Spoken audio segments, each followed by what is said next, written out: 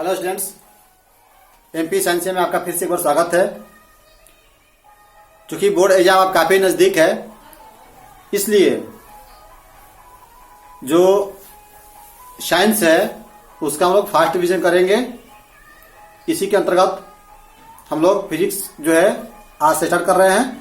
आज हम आपको पूरे चैप्टर पे पिछले जो भी चैप्टर पढ़ने हैं उन सभी पर टॉपिक जो है लेसन का जो टॉपिक है उसे प्रकाश डालेंगे, और नेक्स्ट जो क्लास है उसमें हम लेसन वाइज जो है प्रकाश डालेंगे। तो आइए स्टूडेंट्स, देर न करते हुए स्टार्ट करते हैं। तो कौन कौन चैप्टर पढ़ने पहले स्टार्ट कर लें। तो फिजिक्स में स्टूडेंट्स हम लोग को टोटल 6 पार्ट पढ़ने हैं। पहला पार्ट कौन सा है? प्रकाश का परावर्तन। दूसरा प्रकाश का अपवर्तन। तीसरा मानव नेत्र, वायुमंडलीय अपवर्तन और वर्ण विक्षेपण। चौथा विद्युत धारा। पांचवा विद्युत धारा का चुंबकीय प्रभाव। और छठवा ऊर्जा के स्रोत। तो आइए स्टूडेंट्स, हम लोग सभी लेसन्स को देख करके उस टॉपिक पर चर्चा करें। तो स्टूडेंट्स, हम लोग देख रहे हैं कि जो फिजिक्स है उसमें हम लोग को टोटल जो है 6 लेसन का स्टडी करना है। फर्स्ट लेसन है प्रकाश का परावर्तन। दूसरा है प्रकाश का अपवर्तन। तीसरा है मानव नेत्र, वायुमंडलीय अपवर्तन और वर्ण विक्षेपण। चौथा विद्युत धारा।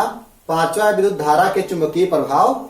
और छठा लेसन 6 लेसन जो है वह है ऊर्जा के स्रोत। अब हम स्टूडेंट्स एक एक करके बारी बारी से देखेंगे। हम लोग को करना क्या है, फिजिक्स का पूरा होलिस्टिक स्टडी करना है ताकि जो है कोई भी पॉइंट छूटे नहीं, और लेसन वाइज जो है हर एक पॉइंट को टच कर लेना है और क्विक रिवीजन कर लेना है, ताकि बोर्ड एग्जाम से पहले जो हम 100% श्योर हो जाए कि हमें जो है 100% ही अंक मिलने वाले हैं। तो पहला है प्रकाश का परिवर्तन। स्टूडेंट्स, आपने इसका स्टडी कर लिया है। किसे कहते हैं प्रकाश का परिवर्तन? तो इसमें 2 पॉइंट्स है। पहला है प्रकाश और उसका परावर्तन। सबसे पहले हम लोग को जानना होगा प्रकाश किसको कहते हैं। मालूम है आपको प्रकाश किससे कहते हैं? What is light? तो स्टूडेंट्स, प्रकाश क्या है? प्रकाश ऊर्जा का एक रूप है जो हमारी आंखों पर पड़कर हमें देखने की अनुभूति प्रदान करती है। यह जो है यह सीधे काम गमन करती है और इसके चलने के पथ को किरण कहते हैं। किरण जो है हमेशा समूह में चलती है, जिसे किरण पुंज कहते हैं। तो प्रकाश का परिवर्तन का मतलब क्या है कि जो प्रकाश किरण जो है किसी दर्पण या सतह पर पड़ती है, तो जब उसमें पड़ करके लौट जाए, प्रकाश किरण किसी सतह से या दर्पण से टकरा करके लौट जाती है, तो उसी क्रिया को हम कहते हैं प्रकाश का परावर्तन। पहले हम लोग हर लेसन का पॉइंट का अर्थ देख लें, उसके बाद में हम लोग जो है क्या क्या पढ़ना है और कौन कौन सी बातों को पढ़ना है उस पर चर्चा करेंगे। दूसरा क्या है? प्रकाश का अपवर्तन है। तो प्रकाश के अपवर्तन का मतलब क्या होता है? जब प्रकाश किरण जो है एक माध्यम से दूसरे माध्यम में प्रवेश करती है। जैसे माध्यम के यहाँ क्या तात्पर्य है? जैसे कि आप ये हो गया, देखिए स्टूडेंट्स, हवा हो गया और मान लीजिए पानी हो गया। तो हवा से पानी में प्रकाश किरण जब आए तो हवा के तुलना में पानी सघन माध्यम है। हवा कैसा माध्यम है? विरल माध्यम है। और पानी कैसा है? सघन माध्यम है। इसकी तुलना में, हवा की तुलना में, तो ये अभिलंब की ओर झुकेगी। तो प्रकाश के इस प्रकार मुड़ने की क्रिया को ध्यान दीजिएगा। प्रकाश के परिवर्तन प्रकाश किरण लौट रही है, जबकि अपवर्तन में प्रकाश किरण एक माध्यम से दूसरे माध्यम में प्रवेश कर रही है। तो इस प्रकार जो विचलन होती है यहाँ पे स्टूडेंट्स, इसी को हम कहते हैं प्रकाश का अपवर्तन। अब तीसरा पॉइंट क्या है? तीसरा लेसन में क्या स्टडी करना है? मानव नेत्र, वायुमंडलीय अपवर्तन, वर्ण विक्षेपण। इसमें 3 पॉइंट स्टूडेंट्स है। मानव नेत्र। मानव नेत्र क्या है? यही मानव नेत्र जो मनुष्य है उसकी खोपड़ी में 2 इस जो प्रकाशीय यंत्र है जिसके माध्यम से हम लोग देखते हैं, प्रकाशित जो अंग है जिसके माध्यम से हम लोग देखते हैं, उसी को कहते हैं मानव नेत्र। इसके बारे में हम विस्तार से पढ़ेंगे कि कैसा इसका बनावट है और कौन कौन सा देशी दोष है। बहुत ही महत्वपूर्ण ये लेसन है।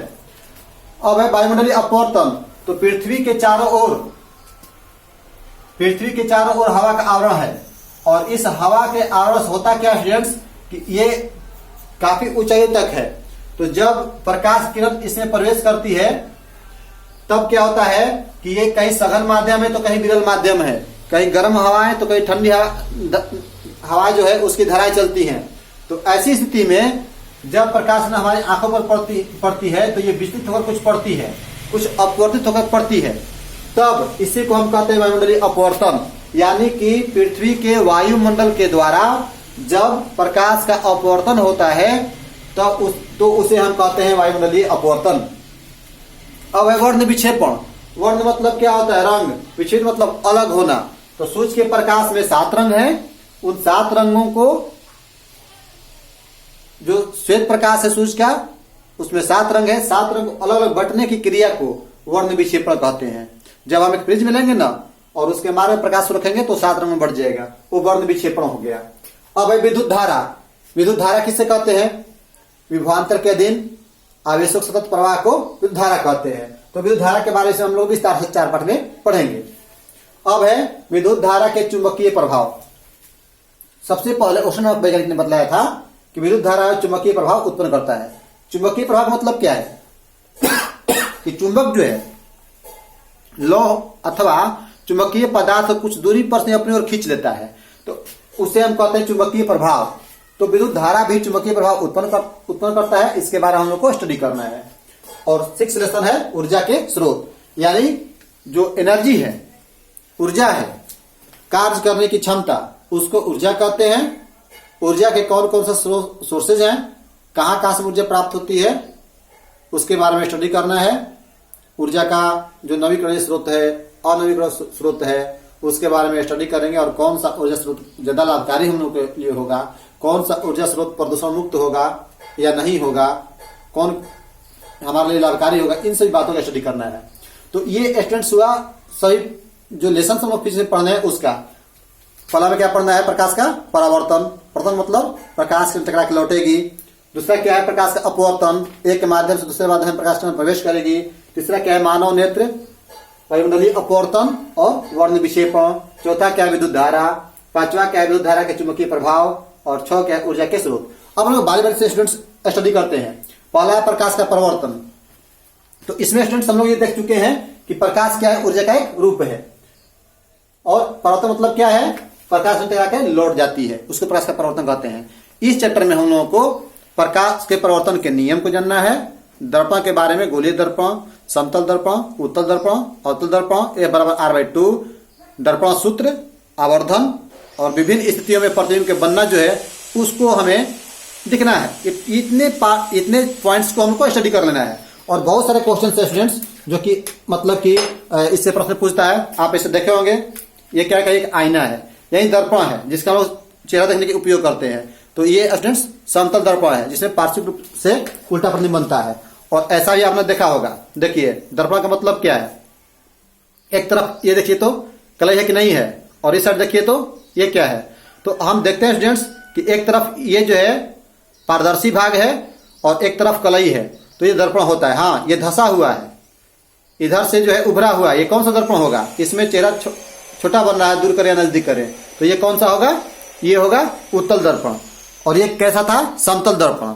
और एक दर्पण और जो है जो हमको स्टडी करना है, ये जो कि देखिए ये जो धंसा हुआ है, तो जिसका परावर्तक सतह धंसा हुआ होता है उसको क्या कहते हैं? कौन सा दर्पण कहेंगे? उसको कहते हैं अवतल दर्पण। तो हम लोग दर्पण के बारे में विस्तार से स्टडी करेंगे और कैसे से प्रतिबिंब बनता है, प्रतिबिंब बनने की क्रिया, वास्तविक प्रतिबिंब क्या है, काल्पनिक प्रतिबिंब क्या है, हम इन सभी बातों का स्टडी करेंगे स्टूडेंट्स। दूसरा चैप्टर है प्रकाश का अपवर्तन। आप ऐसा देखे होंगे, इस तरह से देखे हैं आप। देख रहे हैं इसमें दोनों तरफ से किसी कलई नहीं है, बीच में हल्का मोटा प्रतीत हो रहा है और किनारा पतला। बताइए तो ये क्या है? दर्पण है या लेंस है? हाँ बिल्कुल सही सोचा आपने, लेंस है। तो बीच में मोटा है, किनारे पतला है, कौन सा लेंस होगा? इसको कहते हैं उत्तल लेंस। इसी प्रकार से स्टूडेंट्स आप देखे होंगे इस तरह से, ये देखिए ये जो है बीच में धंसा हुआ है, किनारे पे मोटा है, और ये कौन सा लेंस है? हाँ, उत्तल लेंस है। तो इसमें हमें दूसरा चैप्टर में जो है वो प्रकाश अपवर्तन के बारे में विस्तार से पढ़ना है, लेंस के बारे में पढ़ना है। उत्तल लेंस में विभिन्न स्थितियों में प्रतिबिंब किस प्रकार का बनेगा, और अवतल लेंस में कैसे प्रतिबिंब बनेगा, कैसे किरण आरेख उसका हम खींचेंगे। लेंस सूत्र जो होता है 1/f = 1/v - 1/u, इसको सिद्ध करना है। और जो लेंस है उसमें आवर्धन जो है m बराबर क्या होता है? v/u। दर्पण होता है माइनस v/u, इसमें होता है v/u। कैसे कैसे होता है इसको हमें सिद्ध करना है, तो ये पढ़ना है दूसरा पाठ में, प्रकाश के अपवर्तन में। तीसरा पाठ में चलते हैं, मानव नेत्र। तो मानव नेत्र अभी हमने बतलाया है, ये देखिए यही मानव नेत्र हो गया। इस तरह से सबसे ऊपरी परत को स्क्लेरोटिक कहते हैं, जो आगे जाकर के कॉर्निया बनाता है, और इसके नीचे कोराइड होता है जो आगे थोड़ा सा मोटा हो जाता है, जिसको सिलेरी पेशिया बोलते हैं। और यही सिलेरी पेशिया जो है यहाँ पे डायफ्राम की रचना होती है पकड़ने के लिए, और इस प्रकार से यहाँ पे डायफ्राम की रचना, ये सिलेरी पेशिया इधर भी है, ठीक ना। इसमें स्फटिक लेंस होता है या उत्तल लेंस होता है, और यहां पे होता है आपका रेटिना। इस प्रकार से स्टूडेंट्स ये हुआ मानव नेत्र, मानव नेत्र। और हम जनरली जो बनाते हैं इस तरह से, ये इस तरह से रचना जो बनाते हैं, ये क्या है, इसको हम लोग आई बोलते हैं, आंख बोलते हैं, ठीक है। तो ये मानव नेत्र हो गया, इसके बारे में विस्तार से पढ़ेंगे। और इसमें चैप्टर में हम लोग देखेंगे कि निकट दृष्टि दोष क्या है, दूरदृष्टि दोष क्या है, कैसे हम उसका उपचार कर सकते हैं। तो इसके बारे में विस्तार से पढ़ना, जो कि बोर्ड एग्जाम के लिए VVI है, हर बार देखिएगा आप जो है पूछते रहता है ये क्वेश्चन। दूसरा वायुमंडलीय अपवर्तन। तो पृथ्वी का जो वायुमंडल है, ये कहीं सघन है, कहीं विरल है, कहीं गर्म हवाएं चलती है तो कहीं ठंडी धाराएं चलती हैं।